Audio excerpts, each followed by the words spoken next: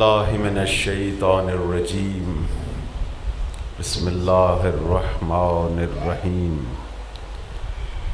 الحمد للہ الذی نور قلوبنا بشعاع محبت الالویہ واکمل دیننا بالولایۃ الحیدریہ وجعلنا من المتمسکین بالعطرۃ الفاطمیہ والصلاة والسلام على حقیقت الوجہ الاتم العارف بما فی اللوح والقلم الواقف على جمیع السیاسات والحکم العبد المؤید ورسول المسدد المصطفیٰ الامجد المحمود الاحمد حبیب الہ العالمین ابی القاسم محمد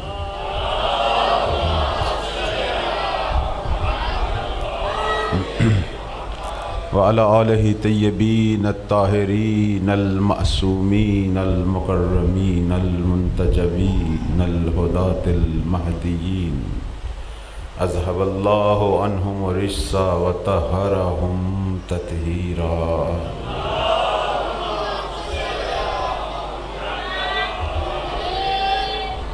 سیما بقیت اللہ فی الارضین اما بعد فقال اللہ تبارک و تعالی فی کتابہ المجید بسم اللہ الرحمن الرحیم یا ایہا الذین آمنوا اصبروا وصابروا ورابطوا واتقوا اللہ لعلکم تفلحون۔ صلوات پڑھیں بر محمد علیہ۔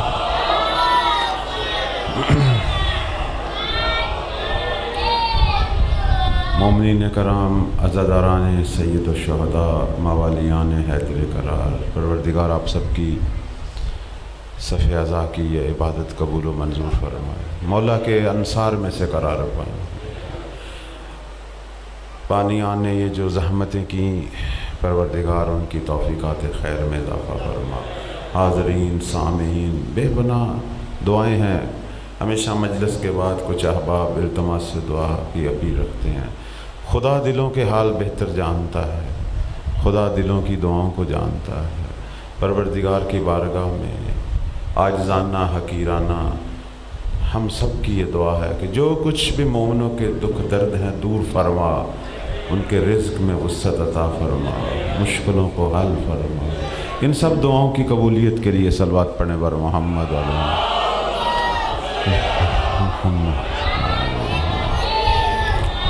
چند دنوں سے موضوع سخن مولا امام زمان اجل اللہ فرج الشریف کے انصار کی خصوصیات ہیں۔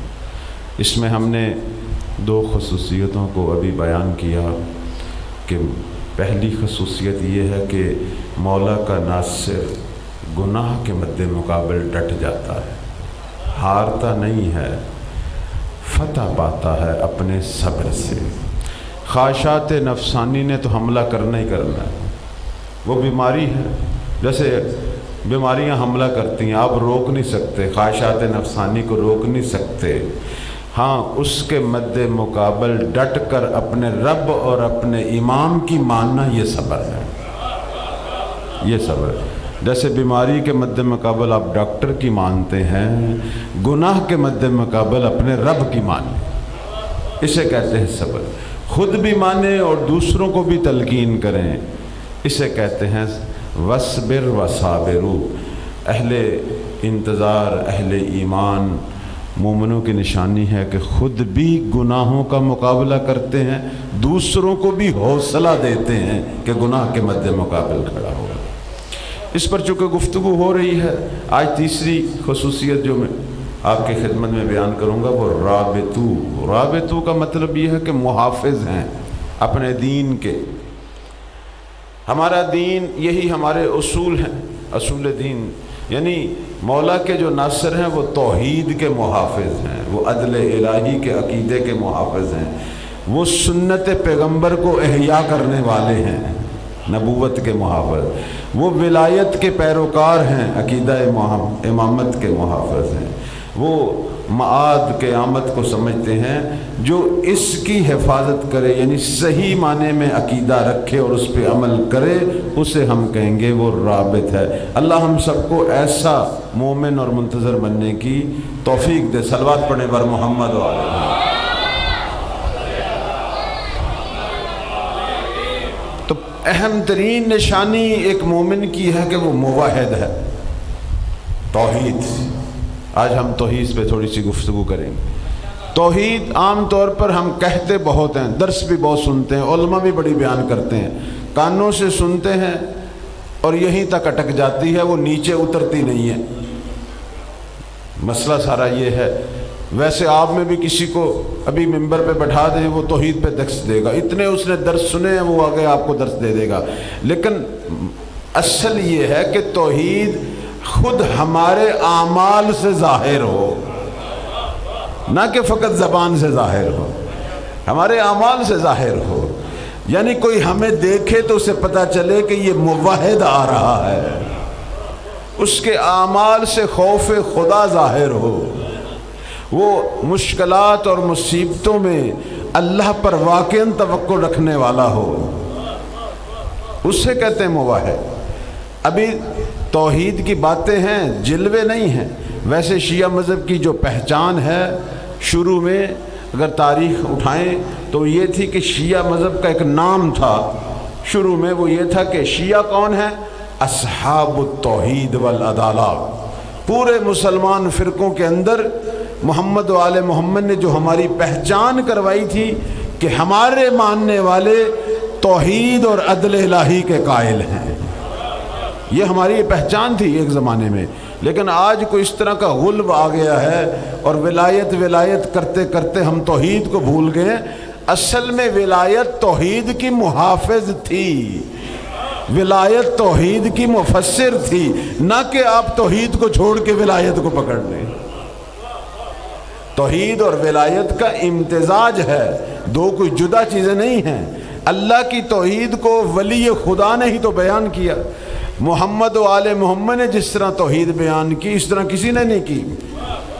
اسی لیے ہم شرط رکھتے ہیں کہ ہم وہ توحید مانیں گے جو اولیاء پروردگار نے بیان کی۔ صلوات پڑھیں بر محمد و آل محمد۔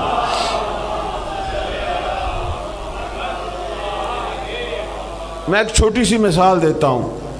آج کل اتنے فرقے ہیں، بے پناہ فرقے۔ اب سب فرقوں کی آپ توحید سن لیں اور مکتب اہل بیت کی بھی سن لیں۔ ہمارے علاوہ جتنے بھی فرقے ہیں وہ نام وہ بھی توحید کا لیتے ہیں، لیکن ان کی توحید کیا ہے؟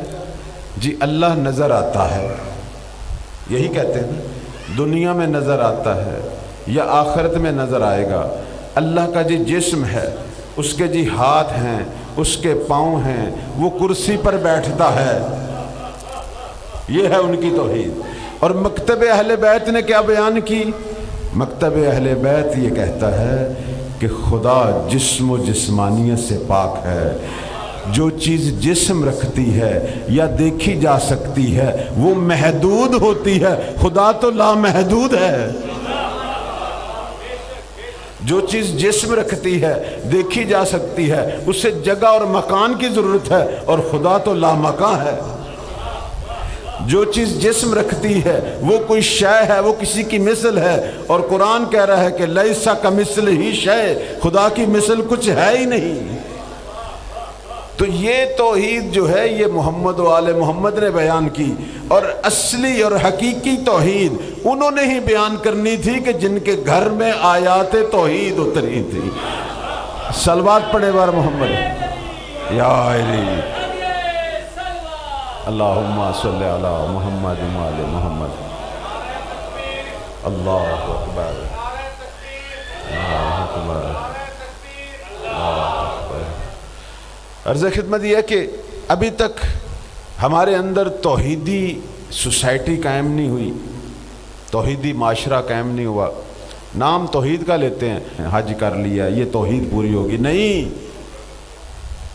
توحید ہماری زندگی کے تمام امور کو شامل ہے، یہ بھی توحید کا حصہ ہے، لیکن توحید یہ کہتی ہے تیرا دوسرے مسلمان کے ساتھ رویہ کیسا ہونا چاہیے، تیرے گھر میں اپنی بیوی کے حقوق کیسے پورے کرنے ہیں، بچوں کے حقوق کیسے پورے کرنے ہیں، ہمسائے کے ساتھ کیسا سلوک ہونا چاہیے، رزق تو نے کیسے کمانا ہے، اگر کوئی افسر ہے تو اپنے ماتحت لوگوں سے کیسا سلوک کرنا ہے، تیرے ہر انداز سے توحید ٹپکتی ہے۔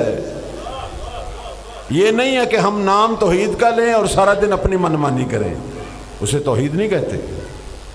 توحید یہ ہے کہ تیرا ہر انداز حقوق اللہ ہو یا حقوق العباد، ہر چیز میں تو موحد نظر آئے اور توحید کے اثرات نظر آئیں۔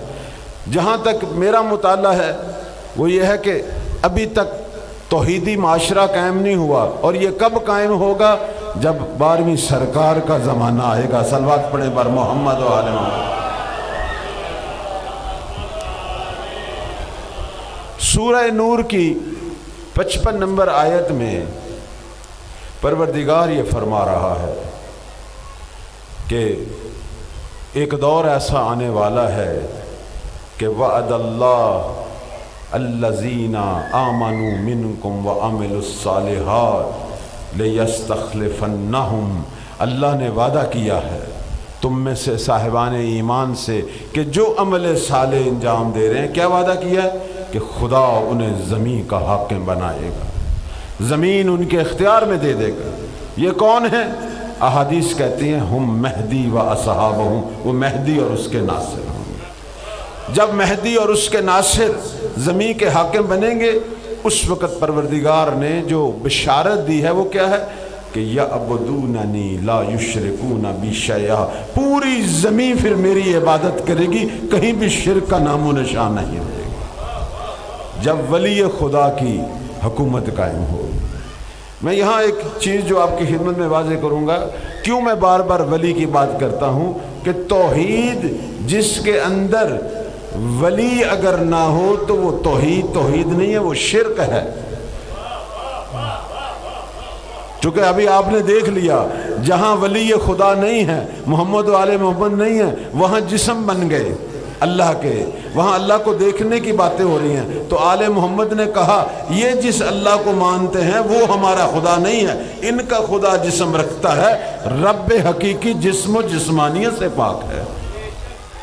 تو لہذا اسی لیے توحید ہمیشہ ولایت کے ساتھ ہے۔ جیسے کہتے ہیں کہ 8ویں مولا امام رضا علیہ السلام صلوات اللہ علیہ،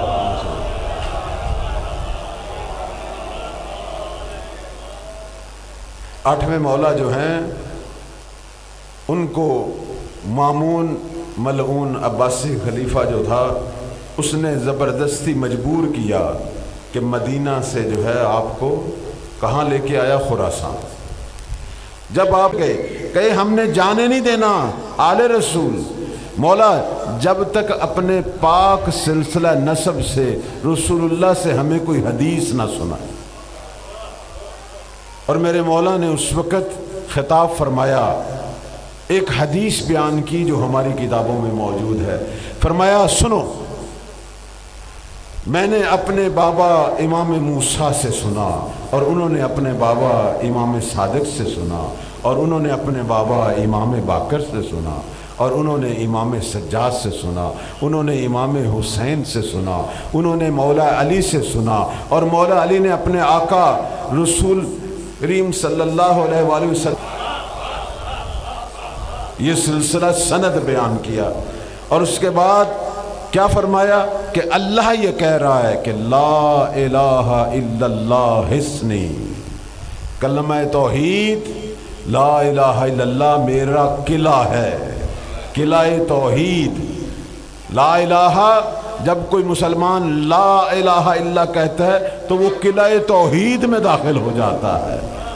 لا الہ الا اللہ حسنی فمن دخل حسنی امن من عذابی، اور جب کوئی قلعہ توحید میں داخل ہوتا ہے وہ عذاب الہی سے نجات پا جاتا ہے۔ اب یہ انہوں نے جلدی جلدی یہ حدیث لکھی، اپنے کاغذ بند کر رہے تھے تو میرے مولا نے کہا سنو، ابھی میری بات مکمل نہیں ہوئی، اس قلعہ توحید میں داخل ہونے کی ایک شرط ہے، بشرط و شروط و انا من الشرط، جب تک میری ولایت پہ ایمان نہیں لاؤ گے قلعہ توحید میں داخل نہیں ہو سکتے۔ या आइली अल्लाहुम्मा सल्ली अला मुहम्मद वाले मोहम्मद। तौहीद के किले में अगर दाखिल होना है, विलायत के दरवाजे से दाखिल होना है। उसके अलावा अगर दाखिल हो गए तो वो शिरक है, वो खुद कुफर बन जाएगी, वो फिर तौहीद नहीं रहेगी। तौहीद लिसान विलायत से हमें समझ आती है। तो जब मौला इमाम ज़मां की हुकूमत कायम होगी, उसके बारे में छठे मौला फरमाते हैं, जब कायम का ज़माना आएगा, ज़मीन जिस तरह कुरान कह रहा है या अबुदूनी, पूरी ज़मीन पे इबादत होगी मशरक़ से मगरब तक। छठे मौला फरमाते हैं, ज़मीन का कोई गोशा ऐसा नहीं होगा जहाँ अशहदु अल्ला इलाहा इल्लल्लाह व अशहदु अन्ना मुहम्मद रसूलुल्लाह की आवाज़ बुलंद ना हो। हर तरफ आज़ानों की आवाज़ आएगी, तौहीद के परचम लहराएंगे। और सिर्फ तौहीद के परचम नहीं लहराएंगे, लोगों के रवैयों में भी तौहीद होगी। आज हमारे ज़हनों में तौहीद है, हमारी गुफ्तगू में तौहीद है, लेकिन रवैये हमारी अपनी मनमानी होती है, वो हमने अपने नफ्स की माननी होती है। हुब्बे नफ्स है या हुब्बे दुनिया है, इसके अलावा कुछ नहीं है। लेकिन एक ज़माना आएगा कि हुब्बे नफ्स और हुब्बे दुनिया पर हुब्बे खुदा गालिब आ जाएगी। और वो कब होगा? जब हज़रत बक़ियतुल्लाह की हुकूमत कायम होगी। सलवात पढ़े बार मोहम्मद व आले मोहम्मद।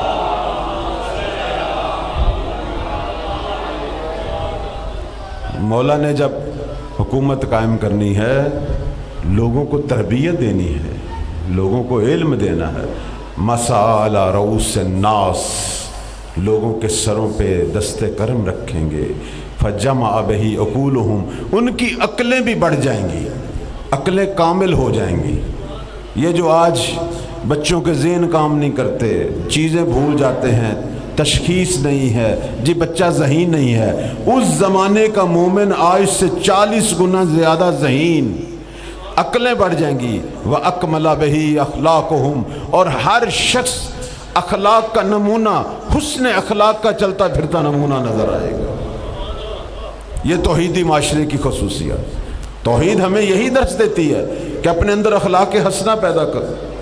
अगर कोई बद अखलाकी कर रहा है तो इसका मतलब है इसके अंदर तौहीद नहीं है। अगर तौहीद होती तो खल्क़ खुदा की हया करता है। मौला ने जब हुकूमत तौहीद, वली खुदा ने जब हुकूमत अलवी बरकरार करनी है, तो सबसे पहले जो काम करना है वो कौन सा काम करना है? सबसे पहले ये जो दीन इस्लाम के अंदर मुख्तलिफ फ़िरके बने हुए हैं, इस वक्त आपको पता कितने फ़िरके हैं? आप गिनना चाहें तो गिन भी नहीं सकते। कुछ बड़े बड़े फ़िरके हैं, कुछ हर फ़िरके में फिर फ़िरकियाँ हैं। तवज्जो है ना? हर बड़े फ़िरके के अंदर फिर फ़िरकियाँ हैं, और फिर हर फ़िरकी में फिर आगे ग्रोह हैं। अब तो मशीनें लगी हुई हैं, हर रोज़ एक नया फ़िरका, एक नई फ़िरकी निकल रही है। लोगों को समझ नहीं आती दीन इस्लाम है क्या। अभी मैं जवानों से पूछूं, कल आप किसी गैर मुस्लिम को मुसलमान कर लें तो वो आपसे पूछेगा नहीं कि भाई इस्लाम कौन सा है? हाथ खोल के नमाज पढ़ने वाला है, ऐसे नमाज पढ़ने वाला है, ऐसे नमाज पढ़ने वाला है, ऐसे। बिलाखिर वो कौन सी नमाज थी जो तुम्हारा नबी पढ़ता था? सवाल नहीं करेगा। इतने फ़िरके, आखिर क्या हो गया? वो अमल जो मेरा रसूल लोगों के सामने 5 दफ़ा हर रोज़ करता था, वो अब कई किस्म का हो गया। तो किधर गया दीन इस्लाम? कहते हैं जब मेहदी की हुकूमत कायम होगी, वो असली दीन इस्लाम पेश करेंगे। कहेंगे सारे फ़िरकों के फ़ुक़हा उलमा को इकट्ठा करेंगे, कहेंगे ये फ़िरकियाँ फ़िरके ख़त्म करो। वो दीन जो जिब्राइल कल्ब मोहम्मद पे लेके नाज़िल हुआ था वो ये है। अगर इसके मुताबिक चलोगे तो मुसलमान हो, और अगर अपनी मर्जी के दीन बनाने हो तो फिर तो मुसलमान कहलाने का हक नहीं रखते। ये होगा काम। और छठे मौला इमाम जाफ़र सादिक सल्लल्लाहु अलैहि फरमाते हैं, अल्लाहुम्मा सल्ली अला मुहम्मद। فرماتے ہیں کہ یہ جو مجتہد اور فقہا میں امام جعفر کے مد مقابل اپنے جھوٹے مذہب کی دکانیں کھولے ہوئے ہیں، انہوں نے کل میرے قائم کو بھی تنگ کرنا ہے۔ تنگ کریں گے، یہ نہیں مانیں گے، یہ مولا کے مد مقابل آ کے کہیں گے نہیں نہیں ہم کیسے اپنا مذہب، تو کس مذہب کا آ گیا ہے، تو ہمارے مسلک کا نہیں ہے، تو ہمارے فرقے کا مہدی نہیں ہے، ہمارا مذہب ہمارا فرقہ تو یہ کہتا ہے۔ یعنی ان نادانوں کو یہ نہیں پتا کہ وصی پیغمبر سامنے کھڑا ہے، وہاں اپنے اپنے فرقوں کی باتیں کر رہے ہوں گے۔ اور بعض نادان ایسے ہوں گے جو مولا کے مد مقابل لشکر کشی کریں گے، یعنی کافروں سے جنگ کے بعد منافقین سے جنگ ہوگی مہدی کی، اور ان سب کو مولا جو اہل فتنہ ہوں گے، جو ہدایت کے قابل نہیں ہوں گے، ان کو مولا پھر جہنم واصل کریں گے، اس کے علاوہ کوئی چارہ ہی نہیں۔ اب تھوڑی سی سخت بات بھی کر دوں، کچھ شیعوں کے اندر بھی اصلاح کریں گے میرے مولا، یہ سن سکتے ہو؟ سنا دوں؟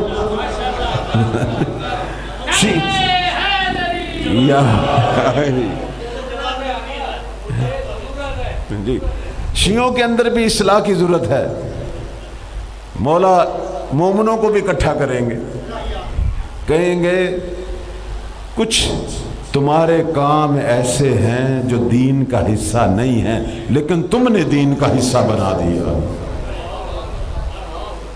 ان کو چھوڑو، یہ دین کا حصہ نہیں ہے۔ وہ کہیں گے مولا یہ تو ہم آپ کی جدہ زہرا کو خوش کرنے کے لیے کرتے ہیں۔ وہ کہیں گے نہیں، اس کام سے نہ میں خوش ہوں نہ میری ماں زہرا خوش ہے۔ اب کچھ تو مان جائیں گے، کچھ کہیں گے نہیں ہمارے بابا دادا ہم نسلوں سے یہ کام کر رہے ہیں، کیسے چھوڑیں؟ آخر میں مولا کہیں گے مجھے اپنا امام مانتے ہو یا نہیں مانتے؟ وہ کہیں گے ہم تجھے مانتے ہی نہیں، تو اگر ہمیں اس کام سے منع کرے گا ہم نہیں مانتے۔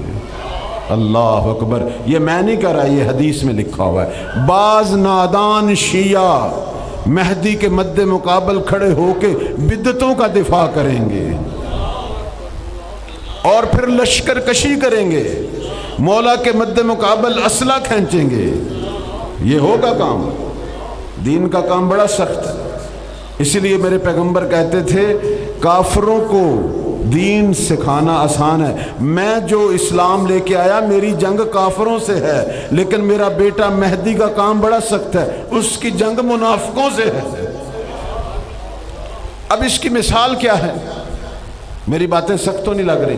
اس کی مثال یہ ہے جیسے آج کچھ لوگ نائبین امام زمان کی نہیں مانتے، فقہا کی نہیں مانتے، وہ کہتے ہیں ہم ان کو نہیں مانتے، تقلید کیا چیز ہے، ہم تو امام زمان کی بیعت کرتے ہیں، ہم ان کے پیچھے نماز پڑھتے ہیں۔ اس طرح کی باتیں سن رہے ہیں، جو آج جس شخص کے بارے میں امام زمان نے فرما دیا کہ میری غیبت میں یہ فقہا میرے نائب ہیں، ان کی ماننی ہے، جو ان کو نہیں مانے گا وہ مجھے نہیں مانے گا۔ جو آج مولا کا حکم نہیں مان رہا اور نائبین کی توہین کر رہا ہے، انہی میں سے کچھ ہوں گے جو مہدی کے سامنے کھڑے ہوں گے، کھڑے ہوں گے مقابلے پہ۔ میں اب اس کی ایک مثال پیش کروں، لیکن مجھے ڈر ہے آپ لوگ ناراض ہو جائیں گے۔ مثال میں پیش کرتا ہوں، صلوات پڑھیں بار محمد و آل محمد۔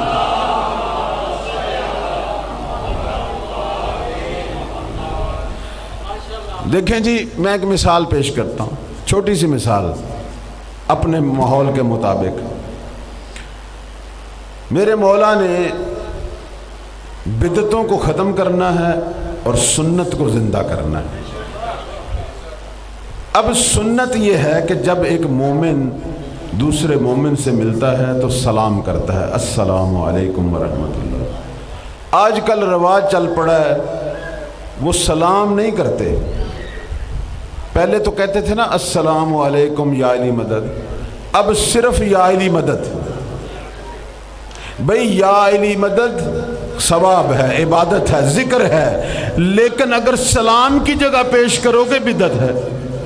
چونکہ نبی نے اس طرح سلام کرنے کا حکم ہمیں نہیں دیا۔ ہاں مولا علی کا صبح سے شام تک ذکر کر، علی کا ذکر بہت بڑی عبادت ہے، لیکن اگر نبی کے فرمان کو تبدیل کرے گا،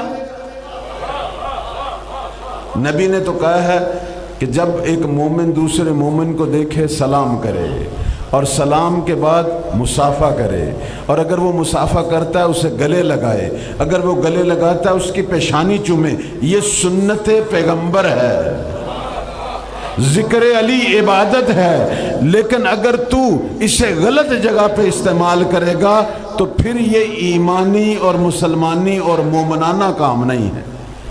لیکن آج اگر ہم سمجھائیں تو بعض لوگ ناراض ہو جاتے ہیں۔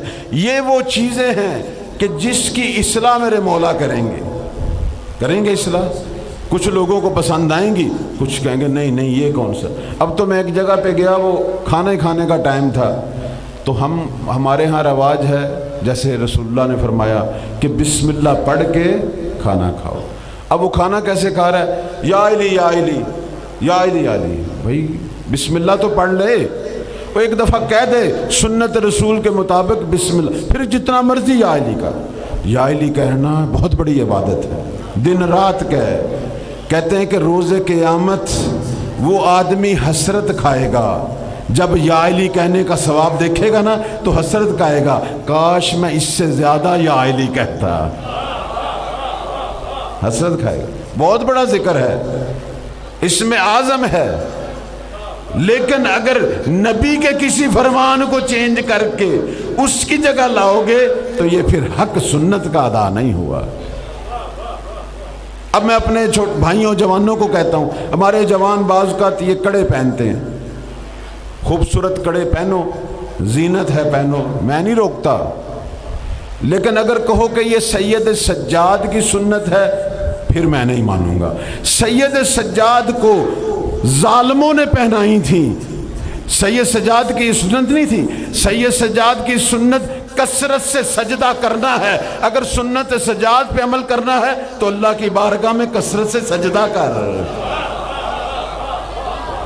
سجدے کر، یہ ہے سنت سجاد۔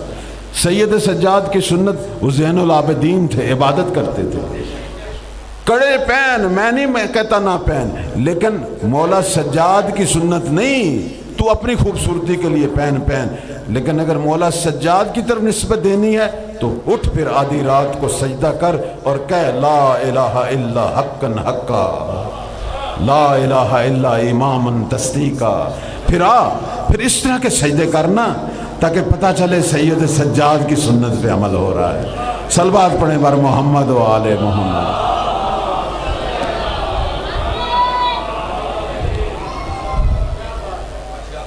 تو جب مولا کی حکومت ہوگی تو یہ کام ہوں گے۔ امام نے آ کے دین کی بھی اصلاح کرنی ہے، لوگوں کے رویوں کی اصلاح کرنی ہے، سنت پیغمبر کو زندہ کرنا ہے، سنت معصومین کو زندہ کرنا ہے، ہماری ایجاد کردہ چیزوں کو ختم کر دینا ہے،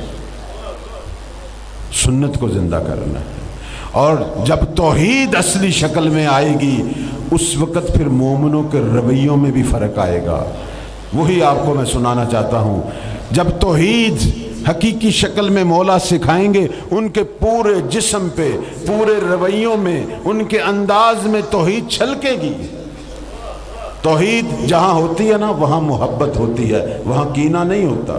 کہتے ہیں مولا امام زمان کے دور میں لوگوں کے دل ایمانی محبت سے بھرے ہوں گے، کینہ سے خالی ہو جائیں گے۔ چھٹے مولا کا فرمان ہے لَذَهَبَتِ الشَّحْنَاءُ مِن قُلُوبِ الْمُؤْمِنِينَ، مومنوں کے دل کینہ اور نفرت سے خالی ہو جائیں گے، آپس میں ایک دوسرے کی محبت سے بھریں گے۔ چونکہ جو توحیدی شخص ہوتا ہے اول تو وہ کسی کا کینہ نہیں رکھتا، کسی مومن کا، اور اگر اس نے کوئی زیادتی کی ہے تو اللہ کی راہ میں معاف کر دیتا ہے۔ صلوات پڑھیں بر محمد و آل محمد۔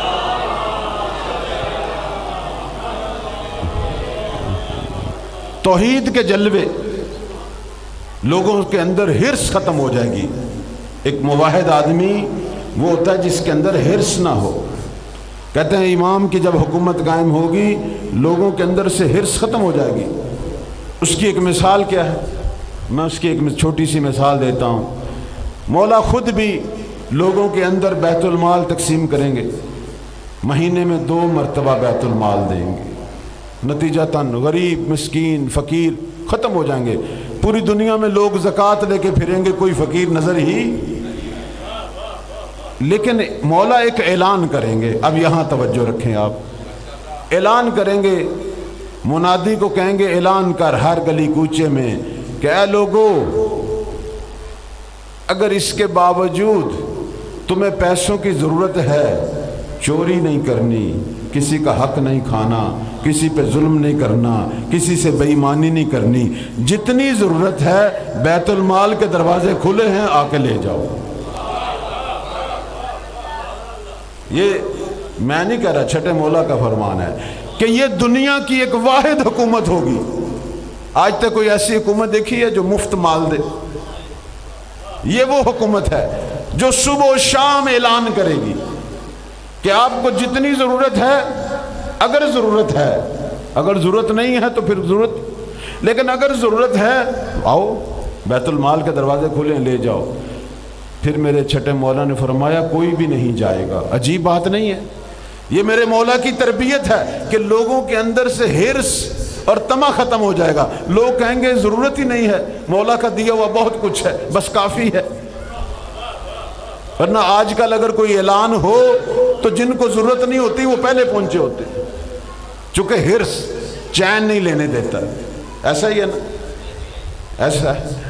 کہتے ہیں کہ جب ایران میں انقلاب آیا تھا، نیا انقلاب، تو لوگوں کی حرص کو چیک کرنے کے لیے انہوں نے ایک تجربہ کیا۔ ایک چوک پر پیسوں کی بوری رکھی، صبح کے ٹائم رکھ دی، اور اس کے بعد وہاں کیمرے لگ گئے اور دور سے بیٹھ کر وہ دیکھ رہے تھے کہ لوگ کیا کرتے ہیں۔ تصور کرو بھی شہر کے چوک پر پیسوں سے بھری ہوئی بوری ہے، کھلی ہوئی، اوپر سے کھلی ہوئی ہے۔ اب لوگ آ رہے ہیں، کوئی دیکھ رہا ہے، چپ کر کے آگے چلے گئے، کسی نے اٹھائے پھر رکھ دیے، کسی نے اٹھا کے گن کے چند نوٹ جیب میں ڈالے، باقی رکھ دیے۔ اب اس کی تشریح کیا ہوئی؟ وہ جنہوں نے دیکھا اور چلے گئے، انہوں نے کہا پتہ نہیں کس کا مال پڑا ہے۔ مال الغیر استعمال کرنا جائز نہیں ہے، کسی کے مال کو بغیر اس کی اجازت کے استعمال کرنا حرام ہے، یہ حق الناس ہے۔ اچھا، وہ جنہوں نے اٹھائے پھر رکھ دیے، ان کے اندر تھوڑی دیر کے لیے حرص آئی، بھی ہزار کے نوٹ پڑے ہوئے ہیں، نے پھر رکھ دیے۔ لیکن وہ جس نے ضرورت کے مطابق چند نوٹ رکھے اور باقی رکھ دیے، وہ واقعاً محتاج تھا۔ اور آپ کو پتہ ہے جو محتاج ہو اسے تو مردار کھانے کی بھی اجازت ہے، اپنی ضرورت کے مطابق کھانا ہے، زیادہ نہیں۔ اس نے صرف اپنی ضرورت کے مطابق اٹھایا، باقی رکھ دیے۔ تو جب ایک فقیہ کی حکومت میں اس طرح کی تربیت ہو سکتی ہے تو مہدی کی حکومت میں کیسی تربیت ہوگی؟ صلوات پڑھیں بر محمد و آل محمد۔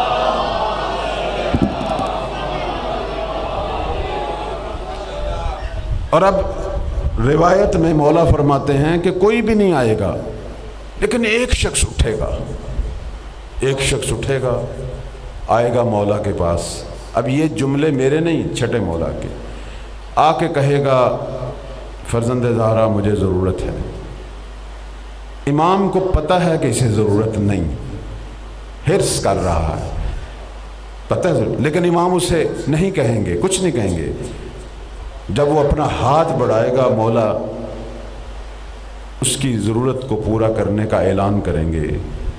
کتنا اچھا طرز عمل مولا ہمیں سکھا رہے ہیں۔ اگر کوئی ہاتھ بڑھائے اور اس نے سونے کی جوتی بھی پہنی ہو، اس کی سونے کی جوتی کو نہیں دیکھنا، بڑے ہوئے ہاتھ کو دیکھو۔ یہ اخلاق ہے۔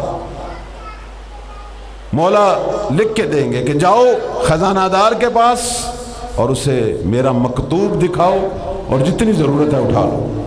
وہ جائے گا، مولا کا لکھا ہوا خزانہ دار کو دے گا اور اپنی ضرورت کے مطابق جو وہ سمجھتا ہے مال اٹھائے گا، اور جب باہر نکلے گا تو پشیمان ہو جائے گا، سوچے گا پوری امت محمدیہ میں تو ہی فقط حریص ہے۔ میں کہوں گا یہ میرے مولا کی حکومت کی کامیابی ہے، وہ جو نہیں آئے تھے وہ بھی حکومت کی کامیابی ہے، جو آیا اور پشیمان ہو گیا یہ بھی حکومت کی کامیابی ہے۔ پھر وہ دوبارہ آئے گا مولا کے پاس، پھر مولا کے پاس آئے گا، آ کے کہے گا یا مہدی بس وہ ایک ہرس اٹھا تھا اور میں نے ایسے خامخواہ آپ سے پیسے مانگ لیے، مجھے ضرورت نہیں ہے، میں واپس کرنے کے لیے آیا ہوں۔ تو میرے مولا وہاں ایک جواب دیں گے، کہیں گے مومن ہم آل محمد کا شیوہ ہے، جب دے دیتے ہیں تو واپس نہیں لیتے، اب لے جا۔ صلوات پڑھیں بر محمد و آل محمد۔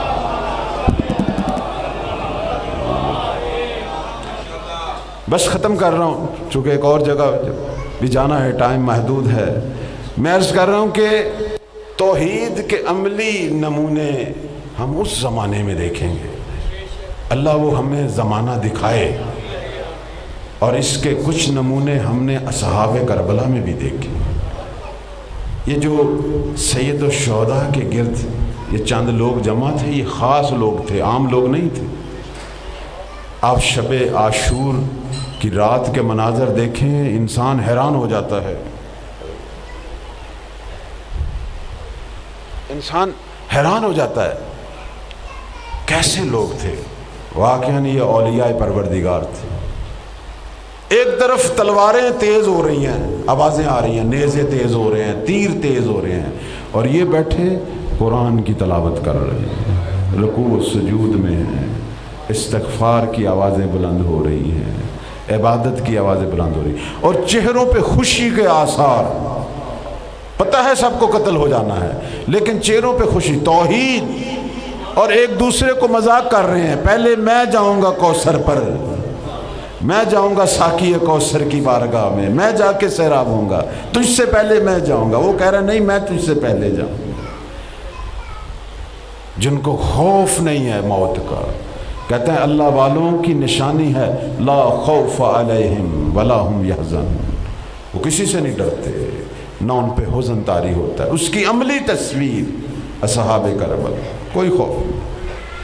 اور پھر آپس میں بیٹھ کر فیصلہ کر رہے ہیں، کیا کہہ رہے ہیں؟ جناب حبیب کھڑے ہوئے کہنے لگے اے میرے ساتھیو، اے حسین کے جانثارو، جب تک ہم زندہ ہیں آل رسول کے کسی بچے اور جوان پہ آنچ نہیں آئے گی۔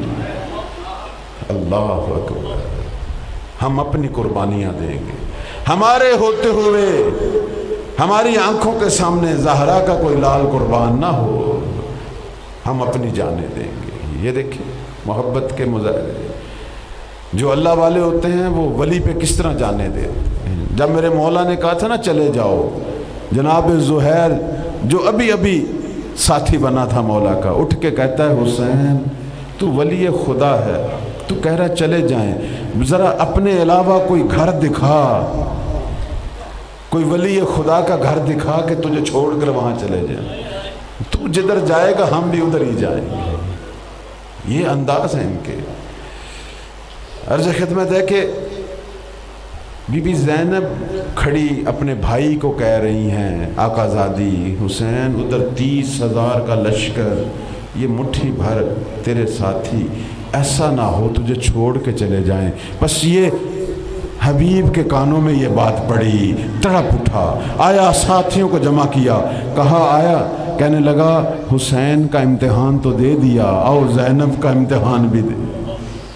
آ کے بی بی زینب کے خیمے کے باہر کھڑا ہو گیا، سارے کھڑے ہو گئے، کہنے لگے آقا زادی ذرا باہر آ کے دیکھ تو صحیح۔ دیکھا سب نے اپنی گردنوں پہ تلواریں رکھی ہوئی ہیں، اور کہہ رہے ہیں کہ اگر ہم پر اطمینان نہیں ہے تو ابھی اپنی گردنیں جدا کر کے تیرے بھائی کے قدموں میں رکھ دے۔ اجرکم اللہ، یہ عظمتیں ہیں ان کی۔ اور کہتے ہیں کہ شب عاشور مولا نے ان کو کہا اپنے خیمے رسول زادیوں کے خیموں کے گرد اپنے خیموں کو نزدیک کر دو اور بلند آواز سے قرآن پڑھو، چونکہ دشمن جو تلواریں تیز کر رہے ہیں ان کی آوازوں سے رسول زادیوں کے دل گھبرا رہے ہیں۔ تم بلند بلند آواز سے قرآن پڑھو. اور انہوں نے بلند بلند آواز سے قرآن پڑھنا شروع کر دیا. لیکن یہ جو قرآن پڑھنا تھا اس نے بیبیوں کا تو خوف کم کر دیا. بیمار کربلا سید سجاد کی آنکھ کھل گئی. اللہ اکبر. اٹھ بیٹھے, کہنے لگے میرے بابا کے اصحاب کی آوازیں اتنی نزدیک کیوں آ رہی ہیں؟ یہ نامحرم ہیں, میری پھوپھیوں کے اور میری بہنوں کے کانوں تک آوازیں آ رہی ہیں. بتایا گیا یہ بابا کا حکم ہے. کہنے لگے مجھے سہارا دو, مجھے لے کے جاؤ. سید سجاد عجیب ان کا مزاج تھا. مولا علی فرمایا کرتے تھے سجاد کے اندر کوئی الہی غیرت ہے. حتیٰ اپنی بہنوں کے سر پہ ذرا سی چادر ہٹے برداشت نہیں کر سکتے تھے.